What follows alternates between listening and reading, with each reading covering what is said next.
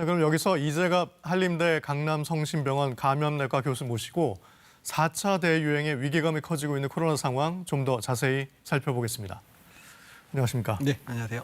주말이면 검사량이 적어서 신규 확진자도 좀 줄어드는 이른바 주말 효과가 있었는데 이게 이제는 사라진 것 같아요. 이번 지난 주말을 보면요. 예, 사실 지난 주말에 토요일에 743명, 또 일요일에 711명 발생을 했거든요. 게다가 이제 검사의 양성률 자체도 최근 들어 주말에 아무리 높아도 한 2, 3% 정도였는데 토요일에 한 5% 넘었고요. 그다음에 이제 일요일에 4%가 넘는 상황이어서 전반적으로 주말까지도 확진자가 아주 쏟아진 상황이라 좀 3차 유행 이후에 주말에 가장 많은 확진자가 발생을 했습니다. 네.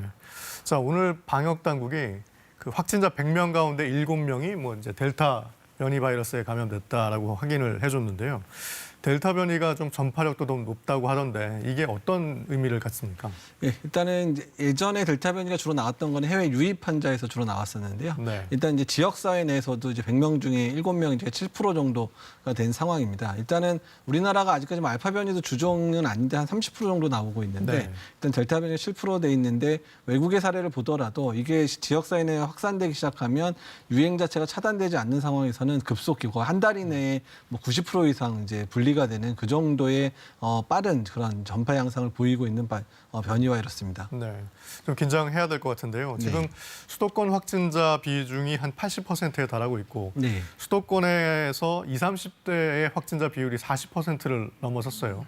특히 이제 수도권만 보면 정말 4차 유행이 이제 시작된 게 아닌가라고 생각이 들 정도인데요. 어떻게 보십니까? 일단 뭐 전문가들은 사실은 4월 달부터 이제 600명에서 한 800, 700명대 확진자 나올 때부터 4차 유행이 시작된 거로 보고 있고요. 이번에 이제 7월부터 시작되기로 했던 이제 방역 완화 조치들과 더불어서 이제 본격적으로 이제 전반적인 사회적 거리두기가 느슨해지면서 이제 피크로 올라가는 거 생각이 됩니다. 일단은 접종이 20에서 50대 사이에서 접종이 주로 안 됐는데 그분들의 활동량이 많은 상황이라 지금 접종이 거의 안 돼 있는 20대, 50대에서의 그게 좀 방역 공백인 거죠? 네, 그런 거죠. 그래서 그 부분이 지금 가장 이제 걱정이 되는 상황입니다. 네. 그래도 좀 다행스러운 건 이 확산세에 비해서 위중증 환자나 또 사망자 수는 그렇게 크게 늘지 않고 있다. 이 점이 좀 다행스러운 것 같아요. 네, 일단은 지금 이제 60대 이상에 대한 예방 접종, 특히 1차 접종까지 마친 사람들이 이제 꽤 되기 때문에요. 일단은 위중증 환자가 덜 발생하고 있기는 하지만 사실 걱정인 거는 20에서 50대 사이에서도 특히 50대에서의 위중증 환자는 조금씩 늘어나고 있는 추세를 보이고 있어서 일단 전반적인 유행 상황을 조정하는 것은 필요할 거라 생각을 하고 있습니다. 그런데 요즘 코로나 유행 상황을 좀 보면 확진자 수가 좀 줄어드는가 싶다가도 또 코로나 확진자 수가 확 늘어나고 이게 좀 반복되는 것 같고요. 지난 6개월 전에 3차 유행도 그랬던 것 같은데요. 예, 일단 이번에도 마찬가지지만 7월 1일에 방역은 완화되기로 했는데 그 전부터 확진자 수가 늘어난 상황인데 이게 작년에도 2번이나 비슷한 상황이 있었습니다. 특히 4월 말에 이제 방역 완화 조치하겠다고 한 이후에 이태원발에 그런 확진자가 확 늘어났던 적도 있고요. 2차 유행이 어느 정도 안정이 됐다 그래서 방역을 사회적 거리두기 완화하고 나서 3차 유행이 시가됐던 10월 달에 확진자 늘어난 상황이 계속되고 있어서 어떻든 이런 방역의 완화 조치에 대한 이제 시그널이 나왔을 때 국민들이 전반적으로 사회적 거리두기가 느슨해지는 부분들이 이런 상황을 계속 반복되게 하는 것 같습니다. 비슷한 패턴이 반복된다는 말씀이시군요. 결국 그래서 방역 당국이 수도권에서는 당장 오늘부터 10시 이후에 야외 음주를 금지했고요. 또 백신을 맞았더라도 야외에서 마스크를 벗을 수 있는 것도 문제 안 하는 쪽으로 권고를 했습니다. 자, 이게 좀 강화해야 되는 거 아닙니까? 네, 일단은 이제 산발적인 방역 조치만으로는 지금의 증가세를 막기는 어렵고요.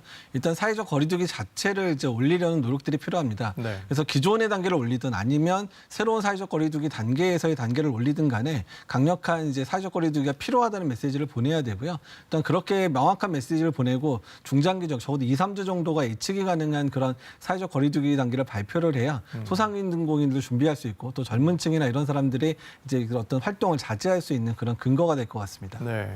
근데 이렇게 수도권에만 지침이 좀 달라지고 또 강화된다면 완화된 다른 지역에서 뭐 다 움직이게 돼서 풍선 효과가 나타나는 게 아닌가 하는 걱정도 좀 생기고 있어요. 네, 맞습니다. 일단은 지금 수도권만 유예가 되고 다른 지역은 이미 이제 개편된 사회적 거리두기 단계로 많이 완화가 돼 있거든요. 그러니까 이번에 원어민 중심으로 발생했던 유행 자체가 부산까지도 확산됐던 것들을 보게 되면 서울 수도권 지역에 있는 많은 사람들이 이제 방역이 완화된 지역에 가서 모임 모임이나 이런 것들을 통해서 확산이 될 수도 있기 때문에 네. 일단은 수도권에서의 준비된 그러니까 부분도 중요하지만 어떤 전반적인 전국적인 단위 확산이 되지 않도록 하는 노력들도 상당히 중요할 것 같습니다. 네, 앞서 잠시 말씀하셨지만 이제 모레 또 수도권에 적용될 이 방역 지침이 이제 발표가 되는데 원래 정부가 계획했던 게 2단계를 유지하거나 좀 낮출 생각이었지만 네. 오히려 좀 높여야 된다, 상향해야 된다라는 목소리도 좀 나오는 것 같습니다. 어떻습니까? 네, 일단 새로운 사회적 거리두기 단계로 수도권을 지정할 거면 2단계로 시작하게 되면 너무 완화되기 때문에 지금의 유행 상황을 막을 수는 없고요. 네. 3단계로 시작해야 되고 또한 그 중에서도 몇 군데 특히 유흥업소가 다시 열리거나 이런 부분들은 한동안 유행이 잠잠해질 때까지는 좀 보류를 한다든지 이런 식으로 강화된 형태의 사회적 거리두기가 필요할 것 같습니다. 절대로 이제 긴장을 늦추면 안 될 것 같군요. 네, 네. 지금까지 이재갑 교수였습니다. 감사합니다. 네, 감사합니다.